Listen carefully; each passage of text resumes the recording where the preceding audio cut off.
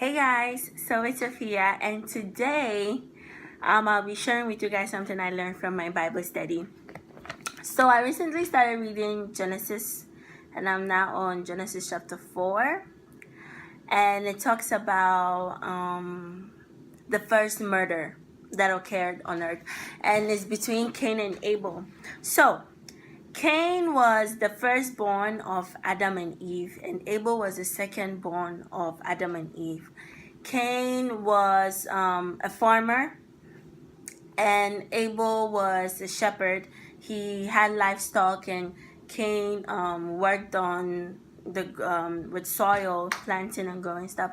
So they did a sacrifice, and Cain sacrificed his products to God. And then Abel also sacrificed he sacrificed a lamb, like the firstborn of the lamb, and it was the one with the most fat, like the one that was good. He sacrificed that to God, and it was pleasing to God. God was so pleased with Abel's sacrifice, but God was not pleased with Cain's sacrifice.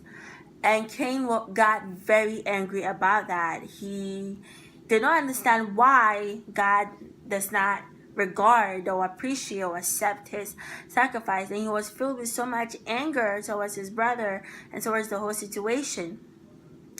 So then God said something to him. This is what God said: if you do well, will you not be accepted? And if you do not do well, sin is lurking at the door. Its desire is for you, but you must master it. So God is saying that, Cain, if you do well, I will accept you. Everything will be fine. But if you do not do well, then sin is right there at the door. Sin is right there at the corner trying to take over. So you have to master sin. So then later that day, Cain calls his brother that, hey, let's go to the field and let's check stuff out. Let's just go look at this sheep. Let's look at the sky. And Abel, trusting his brother, followed Cain, and then Cain ended up killing Abel. So later on, God came in and asked Cain, hey, where's Abel? And then Cain said, I don't know. I'm not my brother's keeper. I'm not his dad. I don't know where he is.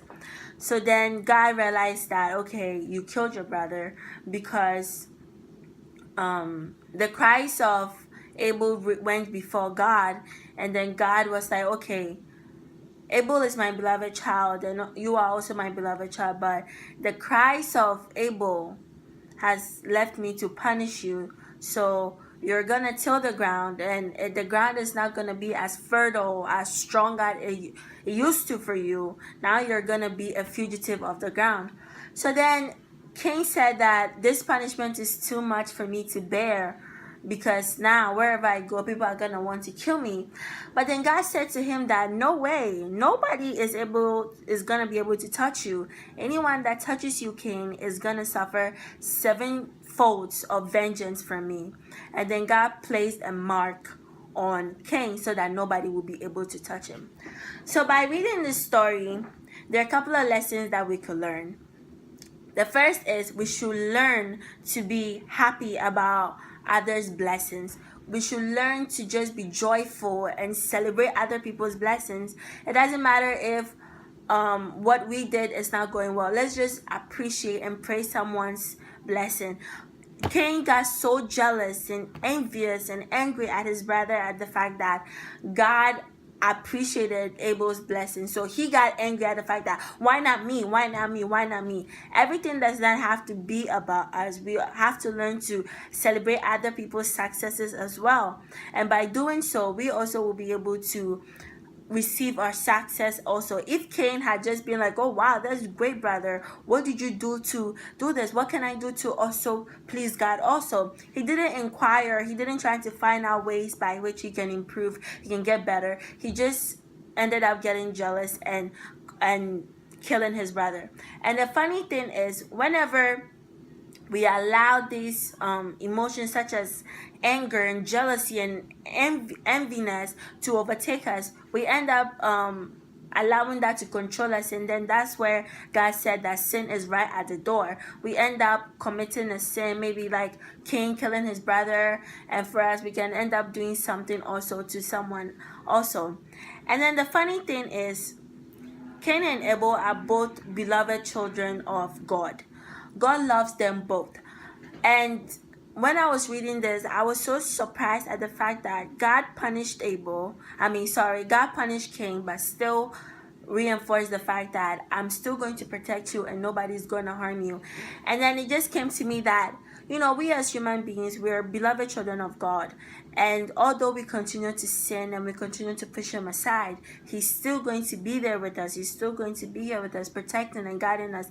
And he's not going to allow anything to happen to us. That's the thing about him. The fact that Cain had committed this sin by killing another human being, and he still looked over it and was like, you know what, it's okay.